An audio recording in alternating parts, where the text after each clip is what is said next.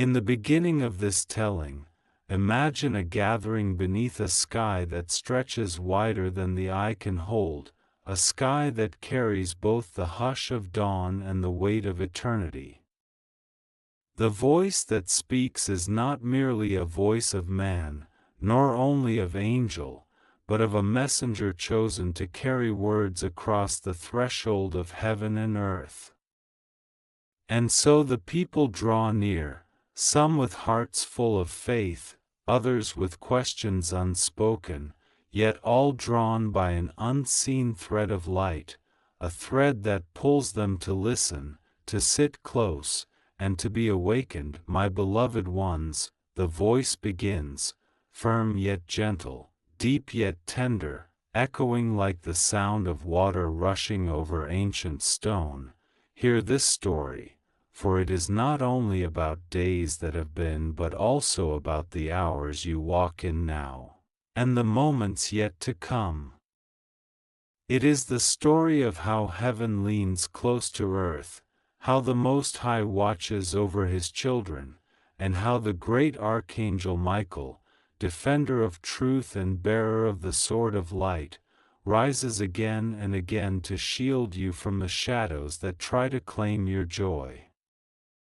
The listeners sit in silence, eyes lifted, their breath held like candles waiting to be lit. The story unfolds as though time itself bends to allow its telling. There was once a valley surrounded by mountains so high that the morning sun would only spill across the grass when the day was already half born.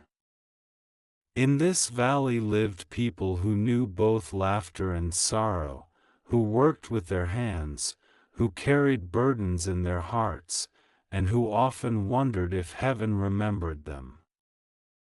They prayed in whispers, they sang when hope swelled, but when the nights grew long, they sometimes believed they were forgotten.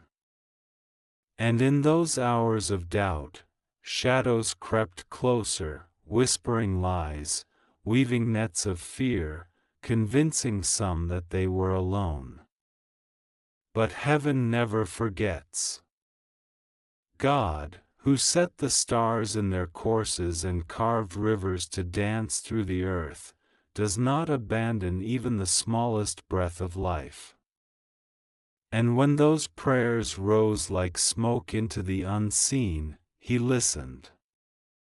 He heard the trembling voices, the cries of mothers, the questions of fathers, the sighs of children.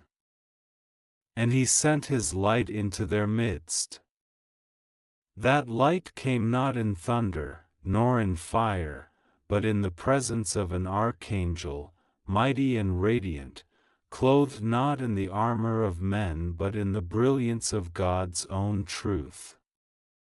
It was Michael, protector of the faithful, champion of what is right, who stood in that valley unseen at first, like a shadow of glory hidden behind the veil of the ordinary. Yet even unseen, the atmosphere shifted. Those who had felt afraid began to sense courage. Those who had wept without comfort felt a hand upon their shoulders, though no mortal hand was there. And in dreams, in whispers of the soul, Michael began to speak. Children of the Most High, he said, you are not abandoned. The one who called you into being still walks with you, still writes your days with purpose. The shadows that taunt you, they hold no authority except that which you surrender. Rise, therefore, and stand, for light has claimed you, and no darkness can erase what God has sealed. The people did not understand at once. How could they? They looked at their fields, some barren, some green. They looked at their homes, some whole, some broken. They looked at one another, wounded, weary, longing. But then the story began to weave itself into their very lives. For when a child fell ill, the fever broke in a night after prayers rose with tears. When a traveler was lost among the ridges of the mountain, a path opened suddenly as though a lantern had been set before his feet. When fear clawed at their thoughts, a calm stronger than reason quieted their hearts. And slowly, they began to believe that Michael truly walked among them, and that heaven was nearer than they had dared to dream. Yet the story does not remain in the valley. It stretches outward, like a river flowing to reach thirsty lands. For what happened there is but a reflection of what is happening always, even now, as you listen. You who sit with burdens, you who question your worth, you who wonder if God sees you, hear this and let it etch itself into your soul: you are not forgotten. You are not unprotected. For Michael still stands, not as a figure lost to ancient scripture, but as a living presence in the eternal now. His sword is raised not to destroy flesh, but to sever lies, to cut through the ropes of despair, to scatter the chains that hold your spirit down. The voice telling this story leans closer, as though to meet the gaze of each heart listening. There are times you feel the weight of battles unseen. You call it anxiety, you call it heaviness, you call it confusion. But in truth, much of what you carry is not born of you, it is born of shadows that would see you silenced, turned away from light, convinced that you are powerless. Yet Michael is near. The command of God is his strength, and his task is to stand beside you, to whisper courage when fear roars loud, to lift you when you stumble, and to remind you that no darkness can prevail where light is welcomed. As the story flows, pictures paint themselves in the listeners' minds. They see a great expanse, a battlefield not of swords and shields but of choices and faith. They see souls standing, trembling yet upright, holding on to prayers like torches. They see shadows retreating at the sound of Michael's voice, at the gleam of his presence, at the power of the name of God proclaimed without fear. And they realize, this story is not far away. It is theirs. It is yours. For today, on this very day, as the world spins and moments pass, Michael's voice resounds still, *stand in the light. Fear not. For the one who made you has already declared your victory. Walk in that truth, and you will see doors open, chains break, hope rise like the sun over the highest mountain. And so the story continues, not only in words spoken, but in lives changed, in burdens lifted, in courage found. The narrator pauses, not because the story ends, but because it must be breathed into the hearts of those who hear. For it is not only a tale to listen to, but a fire to carry, a reminder that each day is written by the hand of God, and guarded by the watch of his mighty ones. The voice continues, steady as a river, and yet carrying the fire of thunder hidden within it, drawing every listener deeper into the unfolding tale. In the valley, where the people had once thought themselves forgotten, the presence of Michael did not pass like a fleeting wind. Instead, it lingered, a constant current beneath the ordinary moments of life. Some felt him in dreams where they walked beside rivers of light, and others in sudden courage rising when they thought they could not endure another step. Even the children began to laugh more freely, sensing though they could not explain that an unseen guardian stood at the edge of their play. And yet, as always in this world, shadows pressed closer. For where light burns, darkness seeks to gather. Whispers crept once again, telling some that their hope was foolish, that their prayers touched nothing, that their courage would fade. A sickness swept through the valley, fields that had been rich in grain grew thin, and travelers spoke of wars beyond the mountains drawing nearer. Fear thickened like mist, heavy on every chest.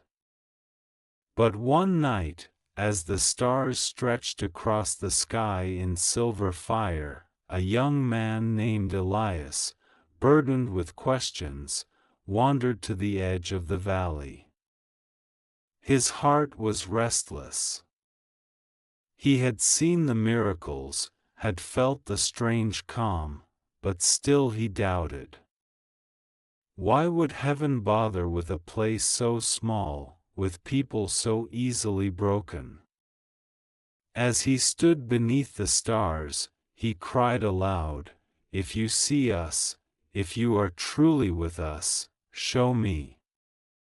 I am tired of believing in shadows of hope. I want to know the truth." The wind stilled. The night grew sharper, as though the veil of the ordinary was pulled aside. And before him stood Michael, radiant and terrible, clothed in a light that no eye could measure, yet gentle enough not to consume the one who gazed upon it. His presence filled the mountainside, and Elias fell to his knees, trembling. "Do not fear," Michael said, his voice like both trumpet and whisper at once. "You asked for truth, and truth does not hide. The Most High has heard you.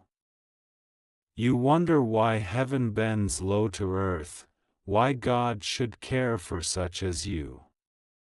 Hear this, every soul is a treasure beyond measure, every breath is known, every tear gathered. You are not dust forgotten, you are sons and daughters of the Eternal. The shadows that surround you seek only to convince you otherwise, for if you knew your true worth, they would have no hold." Elias raised his eyes, tears streaming. "But why us? Why now? We are small, weak, flawed." Michael's gaze burned with holy certainty. "It is not your strength that calls heaven's love, it is His strength within you. You are weak, yes, but weakness clothed in surrender becomes the vessel of divine power. God chooses the humble to confound the proud, the simple to confound the wise, the broken to reveal His wholeness. Stand, Elias. Stand, for you are not forgotten, and you must carry this truth back to your people." And so Elias rose, though trembling, and light seemed to linger on him as he walked back to the valley. When he told what he had seen, many doubted, but some believed. And those who believed found their faith rising like fire. They began to pray not with fear but with authority, not with begging but with trust. And as they prayed, peace swept through the valley once more, and even the air seemed lighter, as though heaven itself had bent closer still. The narrator pauses, eyes sweeping over the gathered listeners as though to pierce through time itself. "Do you see?" the voice says. "The story of Elias is not just his. It is yours. Each of you who has cried into the silence, wondering if God hears, each of you who has questioned your worth, your strength, know this: heaven bends low for you as well. Archangel Michael has not ceased his watch. Even now he walks among cities and homes, beside highways and hospitals, in the secret places of your struggles. He whispers courage into your nights, he drives back shadows when you call upon God's name, he fights battles you cannot see so that you may stand in peace." The people listening shift, some with tears in their eyes, some with heads bowed, some gripping the hands beside them as if holding on to the truth being spoken. The voice continues, deeper, stronger: "There will be trials. Do not be deceived into thinking the road of light is without resistance. Darkness does not release easily what it seeks to claim. But remember, you are never alone in the struggle. The sword of Michael is not raised to frighten you, but to defend you. The shield of faith he teaches you to carry is not decoration, but protection. And the truth of God's word, when spoken, is sharper than any weapon forged by men. If you stand in this truth, no chain can hold you, no lie can bind you, no shadow can conquer you." The story stretches further, painting visions in the mind's eye.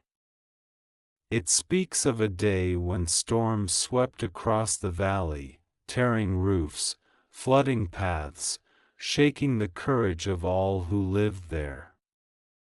Yet in the midst of the chaos, a woman named Miriam lifted her voice in song. Her house had been torn apart, her possessions lost, yet she stood among the ruins singing praises to God.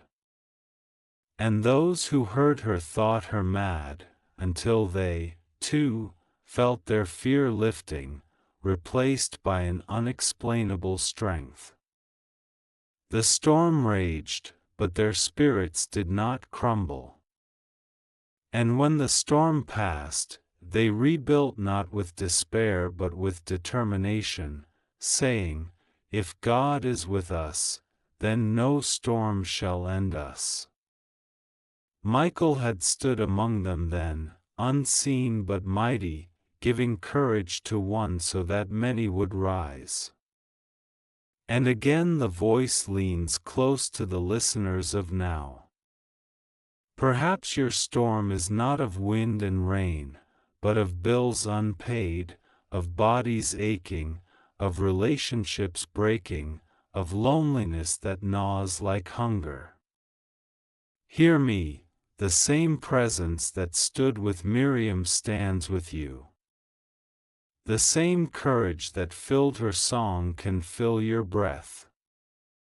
Call upon God. Trust His nearness. Michael is not a tale of long ago, he is a guardian even now, sent to remind you that you are not alone. The tale deepens, becoming almost a chant, a rhythm carried on unseen waves. There will be battles yet to come, in valleys and in cities, in homes and in hearts. But you are not without help. The Eternal has set His angels to guard you, to lift you, to walk beside you. Lift your eyes, beloved, lift your eyes. For though the world trembles, heaven does not. Though shadows creep, light is stronger. Though doubt whispers, truth roars louder. You are chosen, you are seen, you are loved, and you are shielded. The voice softens, like the hush after thunder. And so the story continues, not only in this valley of long ago, but in every place where faith is stirred, where courage is born, where Michael's hand rests unseen upon a trembling shoulder. Perhaps you will not see him with your eyes. Perhaps you will not hear him with your ears. But if you listen with your spirit, you will know. You will feel the steadying calm when panic wanted to rise. You will sense the strength when you thought you had none. You will find peace where there should have been only fear. And you will know, you are not abandoned. You are loved beyond measure. The silence that follows is holy, not empty. And in that silence, the story breathes, alive, waiting for the next chapter to unfold. The voice rises again, steady and unbroken, as though it has never ceased since the first word was spoken, as though this story belongs not to one day or one people but to every heart that draws breath under heaven's sky. Time passes in the valley. Seasons turn, harvests rise and fall, children grow into men and women, and the old return to dust. Yet through it all the presence of heaven never leaves. Some forget, distracted by toil and pleasure, others remember and walk with a strength that baffles even their enemies. And through every generation, the story of Michael is told and retold, of the angel who stood unseen, of the defender who whispered courage, of the radiant warrior who lifted souls from despair. But this is not merely their story, it is yours, as surely as you sit and listen now. For the same light that filled the valley stretches over the world still. The same God who heard the cries of Elias hears your cries. The same Michael who drew near to strengthen Miriam draws near to strengthen you. Nothing has changed except your awareness, your willingness to open your eyes and believe. The narrator leans closer, voice lower now, almost like a secret being given to the soul. Do you want to know the truth that terrifies the shadows? It is this, that you are more powerful in God than you dare to imagine. That when you call upon His name, light erupts like fire, and every lie crumbles. That when you trust, heaven moves, angels stand guard, and victories unseen are won before you even take your next step. This is why the shadows fight so hard to convince you you are alone. But you are not. You never have been. A hush falls as if the whole earth itself were listening. Then the voice gathers strength again, swelling like a storm of light. Rise, beloved ones. Rise from despair. Rise from the chains of fear. Rise from the ashes of doubt. You are not forgotten, you are written on the palm of God's hand. You are not unprotected, you are surrounded by His hosts. You are not weak, you are clothed in His strength. And Michael, the great defender, stands with you even now, his sword blazing, his shield lifted, his voice thundering into your soul. Stand in the light. Fear not, for the victory is already written. The people in the valley once trembled at such words, but in time they believed. And when they believed, they changed. Their songs grew stronger, their work steadier, their love deeper. They no longer saw themselves as abandoned, but as chosen. They no longer bowed to shadows, but to the light alone.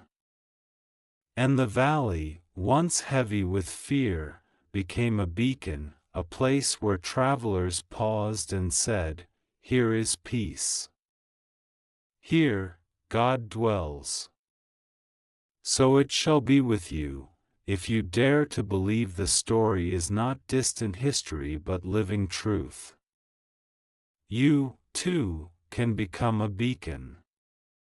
You, too, can stand as witness that heaven is not far away. For wherever you invite God's presence, wherever you welcome His angels, wherever you lift your voice in trust, that place becomes holy ground. That home, that workplace, that weary corner of your heart becomes radiant with unseen fire. And Michael's presence, though you may not see it with your eyes, will be as real as the air you breathe. Now the voice slows, softer, almost like a lullaby spoken to souls weary from the weight of the world. Remember this when night comes and silence presses hard. Remember this when storms rise and you cannot see the way. Remember this when your own strength fails, when your prayers feel too small, when your hope is almost gone. Remember, you are not alone. Call upon the name of God. Whisper your trust. And know that Michael, the defender, the guardian, the warrior of light, stands close. He does not sleep. He does not abandon. He will not let the shadows claim you. For you are beloved, and heaven itself has declared you worth every battle. A pause lingers, long, holy, unbroken. Then the voice, carrying both the weight of eternity and the tenderness of a friend, speaks the closing words, and so the story is not finished, because it continues with you. Each step you take, each prayer you lift, each act of love, each moment of courage, it is all part of the great tale heaven is writing. And one day, when all is revealed, you will see how often Michael stood beside you, how often God carried you, how every moment mattered. Until then, walk in the light. Stand in courage. Fear nothing. For you are not forgotten. You are shielded. You are loved beyond all measure. And the voice that speaks to you now will never fall silent, but will echo through your days until time itself is folded into eternity. And with that, the storyteller's voice fades into the silence, yet the silence is alive, pulsing with the certainty that this was no ordinary tale, but a truth that will live within the hearts of all who heard it.